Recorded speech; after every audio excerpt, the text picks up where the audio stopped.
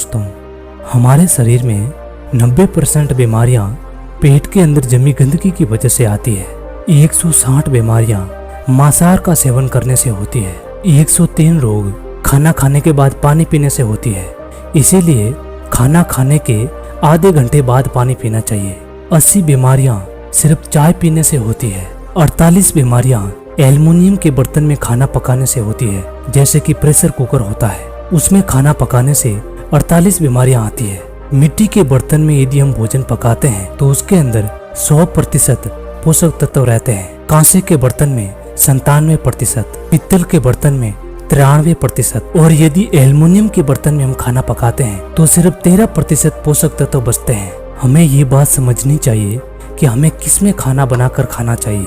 आयुर्वेद के अनुसार हमें खाना बनने के 48 मिनट के अंदर ही उस खाने को खा लेना चाहिए, नहीं तो उसके बाद खाने के अंदर तानसेन गुण आ जाते हैं और पका हुआ खाना 12 घंटे बाद तो पशुओं के लायक भी नहीं रहता है। और खाना खाने के लिए सेंधा नमक ही सबसे बेस्ट रहता है। उसके बाद काला नमक, सफेद नमक तो जहर के समान होता है। और यदि आप खाना खाने के बाद नहाते हो तो ये हमारे शरीर के लिए बहुत नुकसानदायक है। ये हमारे खाने को पचने से रोकता है। इसीलिए खाने से पहले हमें नहा लेना चाहिए और उसके बाद ही खाना खाना चाहिए।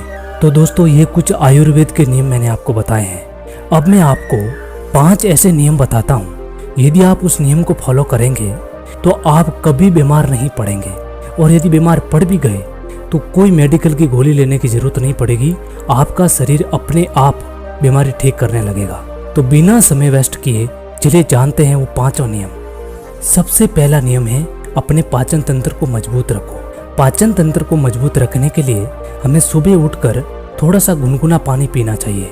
इससे हमारा पाचन तंत्र मजबूत होता है। शरीर के अंदर जो पाचन तंत्र में गंदगी जमा हो जाती है उससे बहुत ज़्यादा बीमारियां होती है।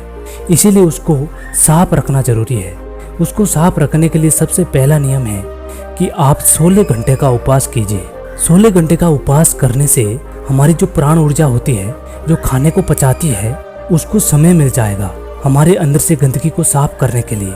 16 घंटे का उपवास करना कैसे है? देखिए, यदि रात में आपने 8 बजे खाना खाया तो दूसरे दिन 12 बजे तक आप कुछ भी मत खाइए। यदि आपको सुबह भूख लगती है तो आप फलों का जूस पी लीजिए, नारियल पानी पी लीजिए, लेकिन खाना मत खाइए। क्या होता है कि जो हम खाना खाते हैं, जो फल होते हैं, सब्जियां होती है, वो तो हमारे पेट में 3 या 4 घंटे में पच जाते हैं। लेकिन हम जो दूसरा खाना खाते हैं, दाल, आटा, मैदा, बेसन, उससे जो चीज़ें बनी हुई खाते हैं तो उसको पचने में बहुत टाइम लगता है। इसीलिए यदि हम 16 घंटे का उपवास नहीं करेंगे तो हमारी प्राण ऊर्जा इसी में व्यस्त रहेगी, बस खाना पचाती ही रह जाएगी।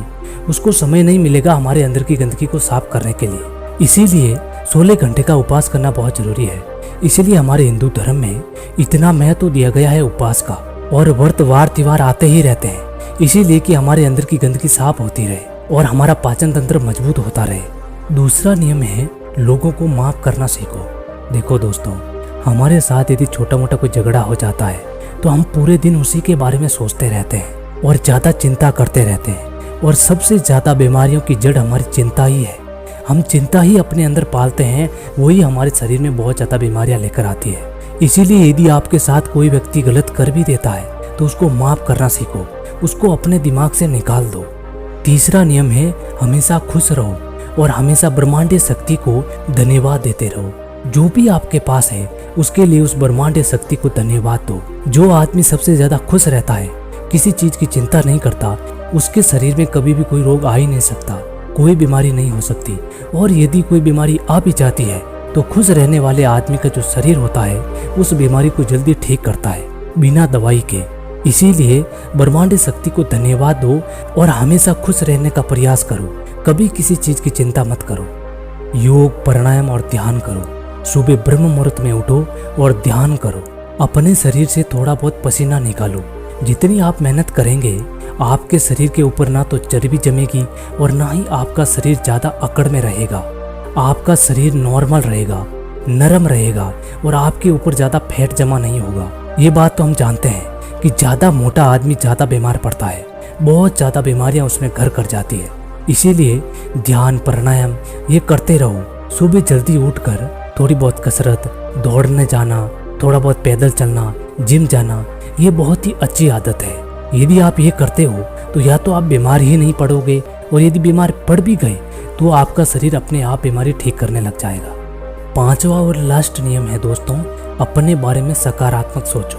कभी भी अपने बारे में नेगेटिव बातें मत सोचो, क्योंकि जैसा हम सोचते हैं वैसा ही होता है। बहुत लोग होते हैं जो रात में सोते वक्त अपने बारे में बहुत गलत बातें सोचते हैं। रात को सोते वक्त हमारा अवचेतन मन सबसे ज्यादा जागृत रहता है। उस समय यदि हम जो भी सोचेंगे वो सीधा हमारे अवचेतन मन में वो बात चली जाती है, और हमारा अवचेतन मन उस बात को हमारी जिंदगी में रियल में घटित करने के लिए लग जाता है। इसीलिए कभी भी अपने बारे में नेगेटिव बातें मत सोचो, हमेशा सकारात्मक रहो।